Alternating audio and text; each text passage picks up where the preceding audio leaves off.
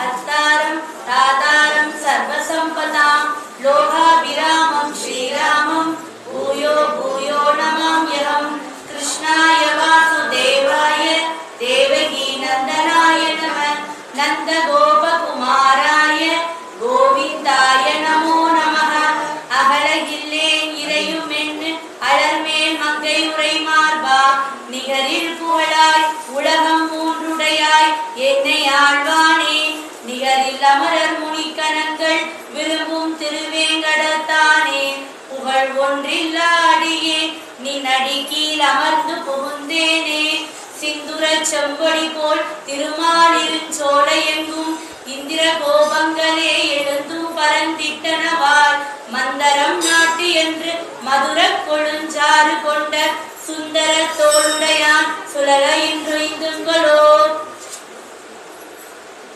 சச்சித்ர சாயி புஜகேந்திர சாயி நந்தாங்க சாயி கமலாங்க சாயி ஸ்ரீராப்தி சாயி வடபத்ர சாயி ஸ்ரீரங்க சாயி ரமதாமனோமே ஸ்ரீரங்க சாயி ரமதாமனோமே ஸ்ரீரங்க சாயி ரமதாமனோமே சூடாபதேன பரிக்ரிக்ய தவோத்ரியம் மாலாமபித்வதரவைரதிவாஷ்யதந்தாம் प्रायेण रंगदिवरेश विभक्ति कोदै सौभाग्य संपदाभिषेक महाधिகாரம் எல்லே இறங்கியே இன்னம் உறங்குதியோ சில்லர் அலையே மின் நங்கை நீர் போதல்கின்றே வல்லேயும் கட்டுரைகள் பண்டேயும் வாயறிதும் வள்ளீர்கள் நீங்களே நானேதான் ஆயிடுக ஒல்லை நீ போதாய் உனக்கென்ன வேறுடையை எல்லோரும் போந்தாரோ போதார் போந்தெண்ணிக்கொள்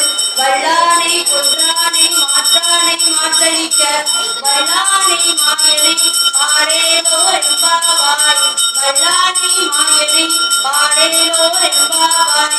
நமஸ்காரம். இன்றைய இந்த சுப தினத்திலே அந்த கோதண்டராம சுவாமியினுடைய அனுகிரகத்தினாலே நாம் அனைவரும் கோடி ஏகாதசிகளுக்கு சமமான இந்த வைகுண்ட ஏகாதசி நன்னாளிலே இங்கு அந்த ராமரின் கிருபையாலே இங்கு கூடியிருக்கிறோம். இன்றைய நிகழ்விலே ஆண்டாளும் அரங்கனும் என்ற தலைப்பிலே அடியனுடைய கருத்துக்களை உங்களுடன் பகிர்ந்து கொள்கிறேன். ஏதேனும் பிழை இருந்தால் க்ஷமிக்க வேண்டுமாய் பிரார்த்தித்துக் கொள்கிறேன்.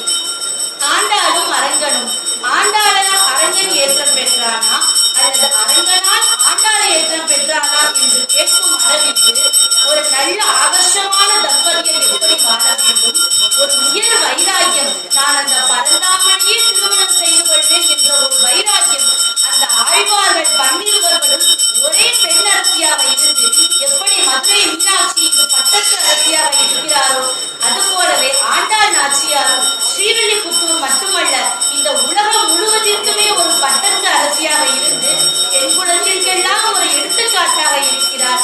5 கொடிக்கு ஒரு சந்ததியாய் ஆழ்வார்கள் தஞ்சைகளை இன்றி நிற்கும் தன்மையலாய் பிஞ்சாய் பழுத்தாலை ஆண்டாளை என்று கூறினார்கள்.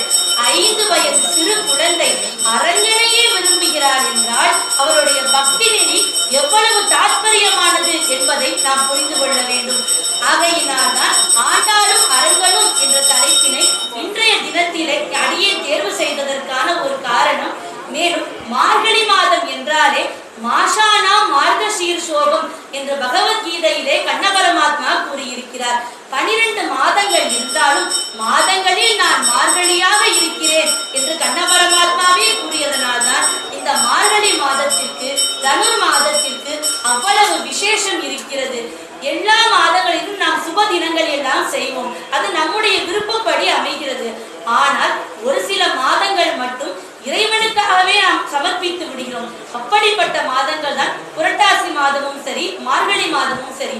இந்த மாதங்களில் நாம் பெருமாளை வழிபடுவதற்காகத்தான் இந்த பிறவி இருக்கிறது என்பதை அந்த 1-2 மாதங்களாவது உணர வேண்டும் என்பதற்காகத்தான் நம் முன்னோர்கள் எல்லாம் இப்படி வகுத்து வைத்திருக்கிறார்கள்.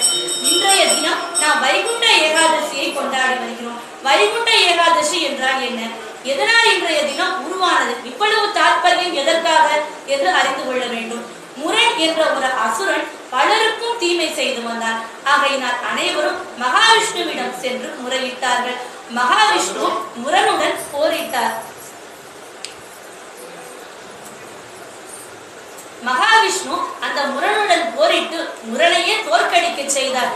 சிறிது நேரம் களைப்பாரி அவர் அயர்ந்து உறங்கி விட்டாராம்.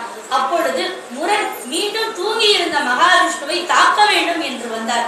ராமபிரானின் போர் தர்மமானது நிலாயுதபாணியாக இருந்த ராவணனை கூட இன்று போய் நாளை வா என்ற பெருந்தன்மையோடு நடந்து கொண்டார். ஆனால் அசுரர்கள் அப்படி இல்லை. பகவானுடன் அவர்களை ஒப்பிட முடியுமா? அப்பேற்பட்ட அந்த பரமாத்மாவையை எதிர்க்க வேண்டும் என்பதற்காக முரண் என்ற அசுரன் அவர் அயர்ந்திருக்கும் நேரம் பார்த்து அவரை தாக்குவதற்கு வந்தார். அப்பொழுது விஷ்ணுவிடமிருந்து தோன்றிய ஒரு சக்தி, அவள்தான் ஏகாதசி. அந்த முரனுடன் போரிட்டு முரனை வதம் செய்தார். அன்றைய தினத்தை தான் நாம் ஏகாதசியாக கொண்டாடி வருகிறோம். அந்த நாளிலே தான் தன் அம்சமான அந்த ஏகாதசி பெண்ணை நாம் எப்படியெல்லாம் வழிபடுகிறோமோ, பெருமாளை இந்த நாளிலே வழிபட்டால் உங்களுக்கு எல்லா விதமான புண்ணியங்களும் வந்து சேரும் என்று பெருமாள் நமக்கெல்லாம் கடாட்சித்தார். இந்த ஏகாதசி நன்னாளிலே பகல் பத்து ராப்பத்து போன்ற உற்சவங்களை எல்லாம் பெரும்பாலும் பெருமாள் ஆலயங்களில் அனுசரிப்பது வழக்கம். எதற்காக அப்படி அனுசரித்து வருகிறோம் என்பதற்கு ஒரு சுவாரஸ்யமான கதை உண்டு. 12 ஆழ்வார்களுள் திருமங்கையாழ்வார் ஒரு முறை திருவரங்கம் சென்றார்.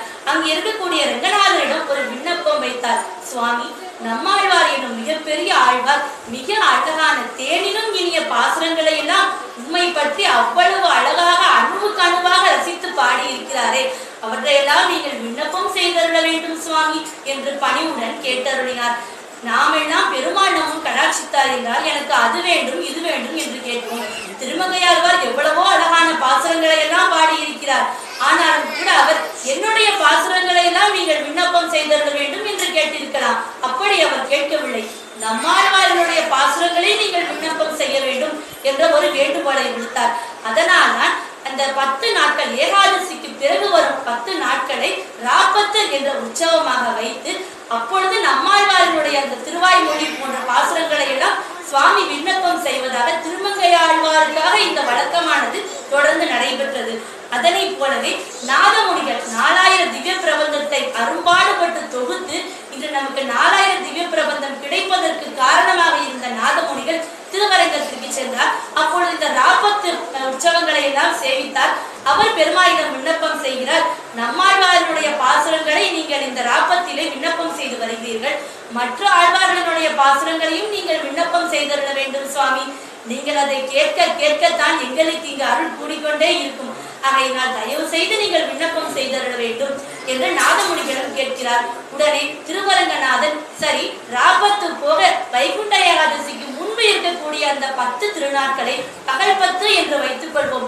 அப்பொழுது மற்ற ஆழ்வார்களினுடைய பாசுரங்களை எல்லாம் நான் விண்ணப்பம் செய்து உங்களுக்கெல்லாம் அருள் பாலிக்கிறேன் என்று அருளாசி வழங்கினாராம். அதில் இருந்துதான் வைகுண்ட ஏகாதசியை நடுநாயகமாக வைத்து முன்பு பகல் 10ம் பின்பு ராப்பத்தும் நாம் கொண்டாடி வருகிறோம்.